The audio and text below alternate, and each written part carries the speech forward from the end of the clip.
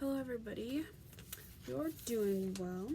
So to start off, I was the investigator, so I'm going to start off by showing you guys the map and all the places we traveled to in the last couple chapters of the book. We finally made it to Idaho. So the first place that they traveled to was Coeur d'Alene, and which is just right next to Spokane. If you want to write it on, it's a dot like right next to it, to the right of it. And then they traveled, and then just south traveled down to Lewiston slash Longwood. So I drew an arrow down, and then she went back up to that other town. So I drew like a circle with arrows on it. Here, I'll show you guys closer. That's like what I did to show that. And then they did move back to Bybanks. They didn't move all the way back, but it didn't say what route they took or anything, so I just didn't put that on here. But they did travel back to Bybanks and move back there. So for my graphic organizer, I created one myself, and I put the two places that they traveled to. So the Coeur d'Alene and Lewiston, and it looks like this. And then I have pictures of the places, but they're in black and white on this picture, but I posted this online so you can see them in color if you wish.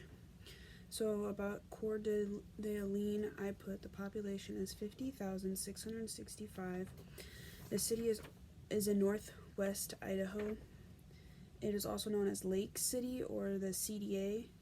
It was founded in 1878. It is known for water sports, and some famous places is the lake. They have a huge lake up there. The Canfield Mountain Natural Area, Coeur d'Alene National Forest. There's a big city park and bench, and a Museum of North Idaho is also located there. And then for Lewiston, Idaho, which is the place that just Sal went to, the population is 32,820. So it's a little over half of the other one. It is also known as L Town.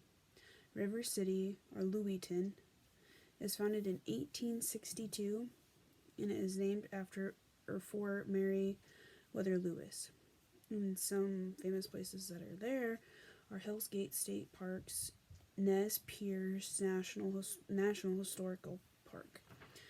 Okay, and so that's what I had for lit circles this week for my graphic organizer. When it comes to what we predicted for the rest of the story, we were mostly right about the whole time. Some things we did change. We did change our minds about some things, but they still ended up being right. It's like the love child is something we were right about the whole time. There might have been a little time in there where we didn't think that. Thought it maybe was Phoebe's mom's boyfriend, but we were right about it the whole time. And we thought that Sal's mother was dead for the most part, mostly the whole time. And what led us to maybe lead to different decisions was Phoebe was just really dramatic the whole time. And when it comes to what I thought, I didn't expect Sal's grandmother to die on their trip when we first started reading the book. I thought it was going to be like this happy trip like the whole time. I did not expect that, so that was a surprise as I kept reading the book.